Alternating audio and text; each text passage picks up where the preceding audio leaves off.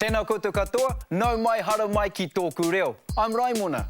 Tēnā koutou e hoa mā, I'm Raukura. Welcome to Tōku Reo.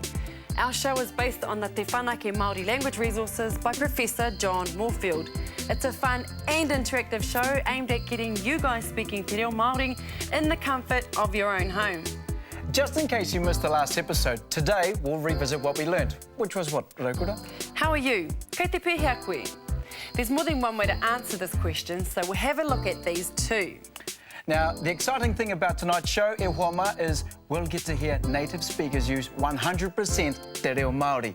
It's like bringing the marae to your home. Neat, all right. We'll also fill you guys in later about our website. Here, we'll find exercises and lessons you can download onto your iPod. So you can learn at your own pace whenever you like. Let's get into it, guys? Grammar time! On the last show, we learned some more variations of kei te pēhea koe. We looked at how the Western tribes like Waikato asked this. Remember e pēwhāna koe? Let's go for a walk down memory lane and see what else we learned on last night's show. Kei te pēhea koe. Kei te māwiwi ahau. I am sick. Kei te pēhea koe. Kei te ora. Well. Kei te pēhea koe. Kei te pērā tonu. Just the same. Kei te pēhea koe. Kei te ruha. Kei te ruha, exhausted, run down, worn out. Okay, we also looked at other ways of answering kei te pēhea koe. The answer was structured a little differently to the question though. See if this refreshes your memory. Kei te pēhea koe. Ka nui te pai? Very well, thank you. Kei te pēhea koe? Kua pau te hau. Exhausted, out of breath. Kei te pēhea koe? Taua āhua anō, as per usual. Kei te pēhea koe? Kaore I te pai, not well. Kei te pēhea koe? Kei raro e putu ana. Going under, sick, man, can't cope. Let's catch up with our role-play crew again and see how they answered this question at the mall. Action. Kia ora Māroia. Kia ora Mahina. Kei te pēhea koe. Kua pau te hau. Shopping is hard work. Kei te pēhea koe, kare? Ka nui te pai. I just saw Raimona in the food court. I think he was about to get a feed. Choice. I might go and join him. Kei te hia kai a hau. Raimona, kia ora e hoa. Kei te pēhea koe. Kei te pai. Kei te pēhea koe. Kei te hia kai. Shopping works up an appetite. We're going to move straight into an exercise for tonight's revision episode. Now, this is a staple of our show because it's all about learning how to listen to the language. Now, this skill will come in really handy when conversing in Te Reo Māori. So this is how it's going to work. We're about to play you a clip of some native speakers speaking in 100% Te Reo Māori. But don't fret, okay? The only challenge is trying to pick out the responses to kei te pēhea koe. So you don't have to worry about any other words. Just think, once you've finished this exercise, you'll be able to say that you have listened to a 100% Te Reo Māori conversation with a native speaker and understood part of that conversation. That's pretty impressive. Okay, here we go. See if you can pick out the terms. Nara te ātāhua hoki o tēnei rā, e noho nei ki te whakawhitiwhiti tō tāua reo. Kei te pēhea koe?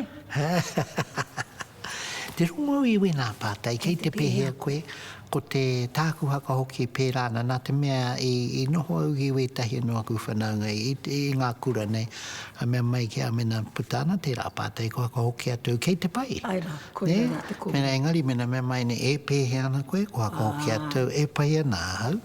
Hea, tīnā pia he rere kētanga no ngā huatango, ngā rohe nei, ngā reo. Ngā rere ngā kupu. Ai. Ko tāku pia ka pēnei taku koro. Nā rā kā nui taku ora. Ai. Pēhea nā hoki tetahi e pātai kei a mātou he mihi atu ki a koe. Kei te aha koe ki mai nā koe kei te mai. Kei te aha. Nā e tahi noa, e ora mato ana. E kā nui te ora. Ai, kā nui te ora. E pērāna hoki we tahi no ngā Te whakahoki o Aitehi, kei te tino ngingi. Ai. Pau te hau, wa wheru. Ko i nā noe tai, wheru. Ai. And now we'll play it again. This time, when one of our responses is used, you'll see the screen flash. Listen carefully. Nā rā te ātāhua hoki o tēnei rā, e noho nei ki te whakawhiti tō tāua reo. Kei te pēhea koe. Te rongo iwi nā pātai, kei te pehea koe, ko te tāku haka hoki pērāna, nā te mea i noho au iwi tahi noa ku whanaunga i ngā kura nei, a mea mai ki a mena putana, te rā pātai ko haka hoki atu, kei te pai. Ai rā, koe rā te koe. Mena engari, mena mea mai ne e pēhea ana koe, ko haka hoki atu, e pai ana hau. Hea, tīnā pia he rere kētanga no ngā huatango, ngā rohe nei, ngā reo. Ngā rere ngā kupu. Ai. Ko tāku pia ka pēnei taku koro. Nā rā kā nui taku ora. Ai. Pēhea nā hoki tetahi e pātai kei a mātou he mihi atu ki a koe. Kei te aha koe ki mai nā koe kei te mai. Kei te aha. Nā e tahi noa, e ora mato ana. E kā nui te ora. Ai, kā nui te ora. E pērāna hoki we tahi no ngā Te whakahoki o Aitehi, kei te tino ngingi. Ai. Pau te hau, wa wheru. Ko i nā noe tai, wheru. Ai. And after the break, we've got our top 10 words. Before that, though, our dialect lesson for the week. Kia ora. When you are greeting someone, when you come face to face with someone that you haven't seen for a while, or in a group where you're speaking to people, you would go up and say, e hika.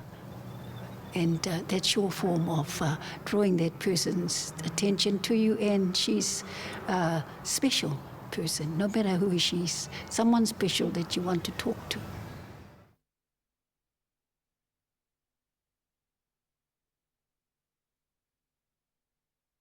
Katipu, kaora, hii! Katipu, kaora, hii! To reinforce what you're learning on Tōku Reo at home, visit our website at www.tokureo.maori.nz. On the homepage, you'll find a link to episodes. Find the episode you'd like to swat up on and click it. Here you'll find a summary of what's in that episode, as well as a list of interactive exercises down the right-hand side. Here's an example. Back at the homepage, you'll also find links to the other Te Whanake resources, more exercises, a forum for Tōku Reo viewers, and a free online Māori dictionary. Have fun, kia uru! Katipu, kaora, hii! Kia ora. In the last episode, we covered 10 new Māori words to add to our vocab. Just to make sure that they stay in those pretty little heads, we're going to do an exercise. First though, let's take another look through our top 10 words. You'll hear the word pronounced first, followed by the written form. Number 10. Inu, to drink. Inu. Ora, to be well, alive, safe, recovered. Ora. Aho or o. Both can mean I or me. Aho or o. Moi, to sleep. Moi.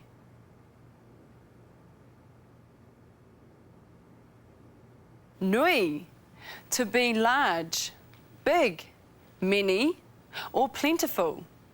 Nui. Ono, 6. Ono. Whetū, 7. Whetū. Waru, 8. Waru. Iwa, 9. Iwa. Tekau, 10. Tekau. We'll do it again, but this time we'll add an image. After this exercise, we'll be listening in to another 100% Te Reo Māori conversation, so try your hardest to learn these words. Inu, to drink. Inu.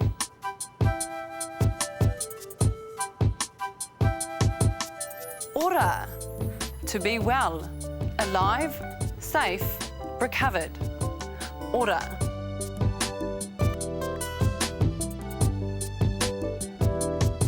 Aho or o. Both can mean I or me. Aho or o. Moi, to sleep. Moi.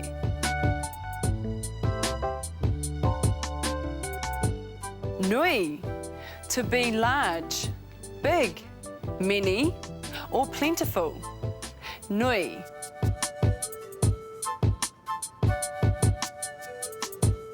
Ono, 6. Ono.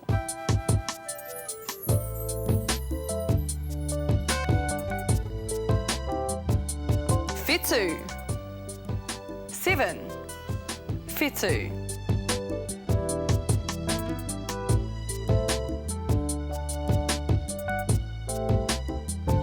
Waru, 8. Waru.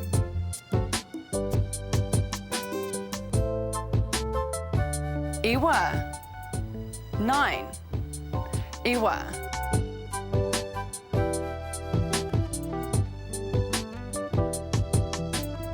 Tekau, 10. Tekau. Ka tipu, ka ora, hei! Now we're going to listen to a native speaker talking 100% in Te Reo Māori. This is the fun part. We'll play the footage twice, the first time through, see how many words you can pick up on your own. Good luck! Hoi ka moe maua ko taku wahine. E hiarani tau ki muri.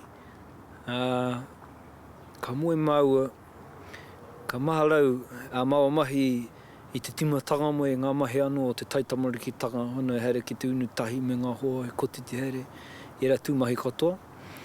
Ka rima, ka ono, ka whetū, ka waru, ka iwa, ka pau te tekau tau o mau e mo I tahi ana, ko kone atu te tekau tau e anena.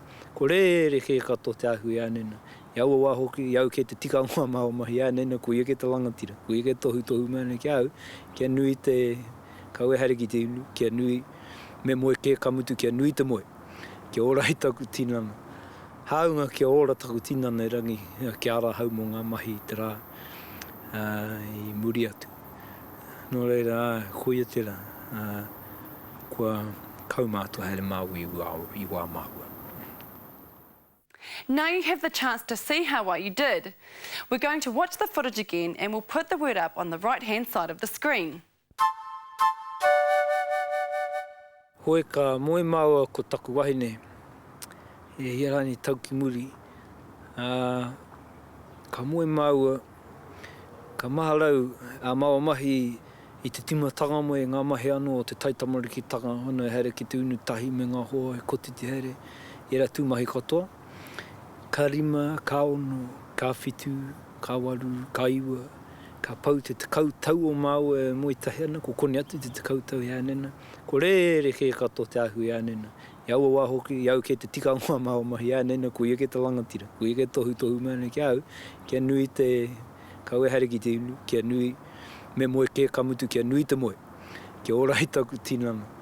Haunga kia ora taku tinana i rangi kia ara hau mo ngā mahi i te rā i muri atu.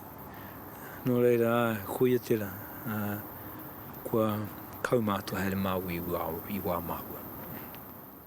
Ka tipu, ka ora, hei! Each week, we're joined by Te Taurewhiri, the Māori Language Commission, who will introduce us to a newly created word. This week's word is related to the mō. After the break, we'll reiterate these learning points with some final exercises. See you soon. Our new word for this week is tōneke, or supermarket trolley, taken from two words joined together, tō, to haul or to drag, and neke, to shift or to move. So we have joined tō to neke to make tōneke, supermarket trolley.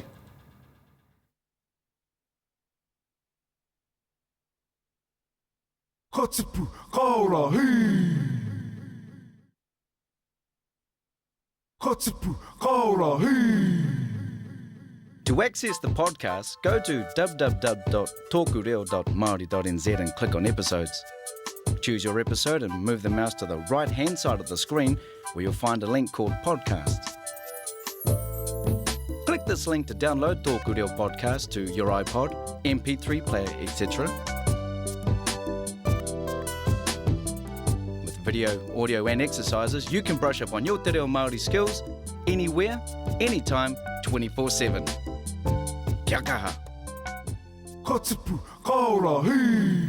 Kia ora, welcome back to Tōku Reo. We've survived revision of last night's show. Let's see if you can survive these exercises. Don't worry, e hoa ma, if you get lost, make sure to check out our website to keep you up to speed. Because each episode is designed to build on the previous one, it's a good idea to learn the material thoroughly. So, to help you do just that, here's your first test. This first exercise will test how well you grasp the answers for kai te pēhea koe. A Māori sentence will appear on your screen with English words thrown in. Now, your job is to replace the English word so that the whole sentence is in te reo Māori. Here's an example.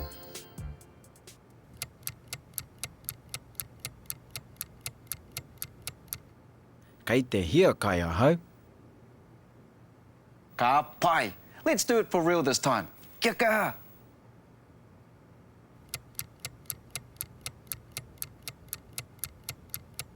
Kei te māwiwi ahau.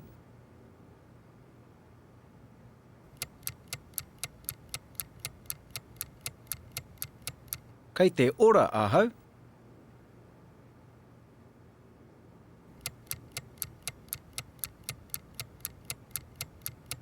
Kei te pērā tonu ahau.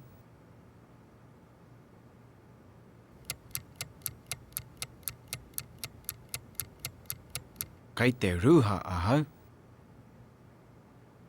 This next exercise is around the vocabulary Raukura's been working on with you. You'll see a number of Māori words appear on your screen. You will then hear an English word. Find the correct Māori word to match the English word. See if you can get all 10. Wicked. Sweet. Let's get into it then. To drink.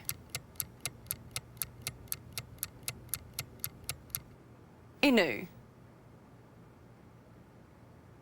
7.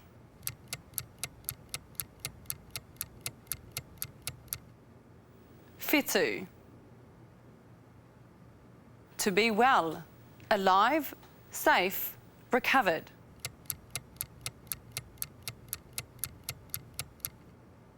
Ora. 9.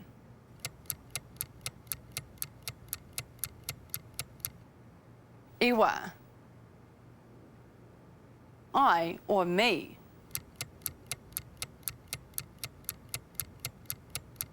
Aho or o. 6.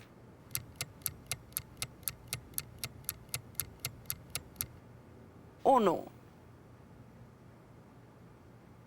To sleep.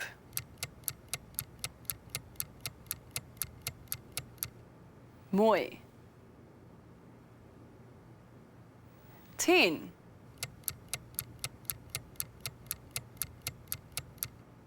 Tekau.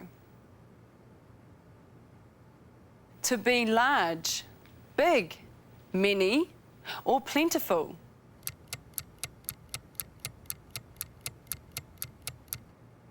Nui. 8.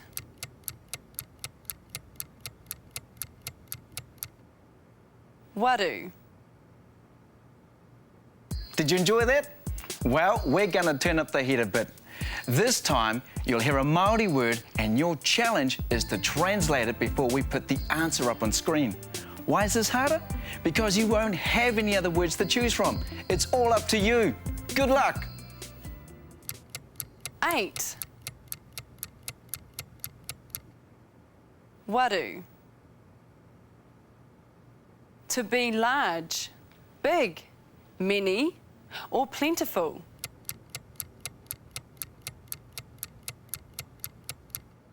Nui. 10. Tekau. To sleep. Moi. 6.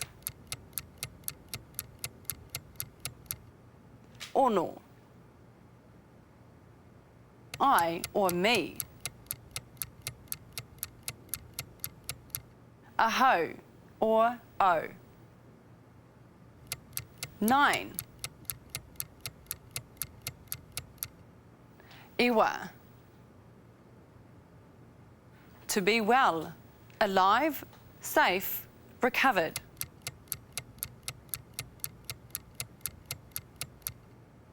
Ora. 7.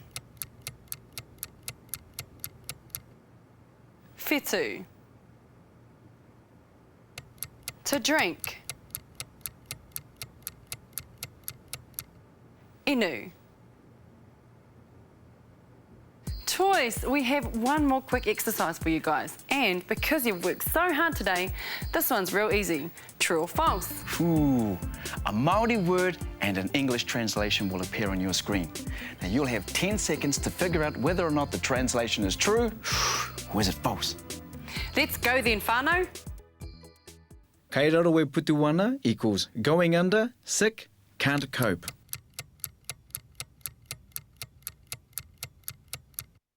True. Taua āhua anō equals not well.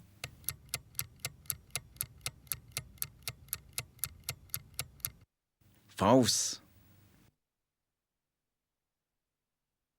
Kei te pai equals as per usual.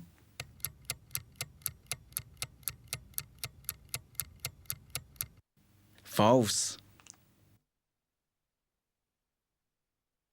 Kua pau te hau equals out of breath, exhausted.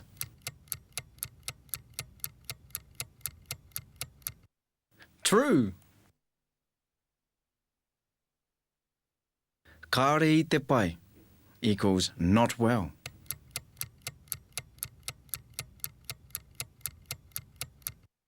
True.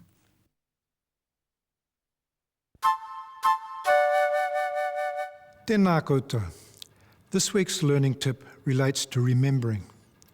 Research has shown that if you revise something that you've learnt and understood almost immediately after you've learnt it, then a day later and then a week later, you're more likely to retain it in the long term. So we're suggesting that as soon as this episode has finished, that you go into the Tōku Reo website and do the activities there. A day later, you revise all the new language that occurred in this episode, and then you do the same again a week later. That's our learning tip for this week. We hope you all enjoyed our show. Don't forget to visit our website at tokureo.maori.nz. We've got exercises from this show, the last show, and more resources that will help improve your fluency, like Te Aka, a free online Māori dictionary. You'll also find links to the podcast that are available to download onto your MP3 player. These can be pretty handy when you're, working out at the gym. Oh dear. Actually, whānau, these tools will really help you out heaps. So make use of them. What's happening on tomorrow's show, e hoa? Well, we're going to look at how to ask what's your name. We've also got another 10 kupuho to add to our vocab. And, as always, we'll test you guys in our exercise segment. If that sounds good to you, make sure you tune in next time. Nā reira. Kia mau! Kia u! Ki tōku reo! Ko tōku reo Māori, he reo rangatira. He ara putama, he ara punamu e, mā te whakaro mō, mā te kōrero kamarama.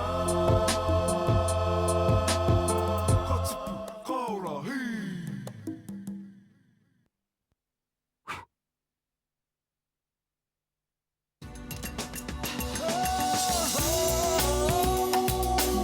He mea tau toko nā te māngai. Pāho.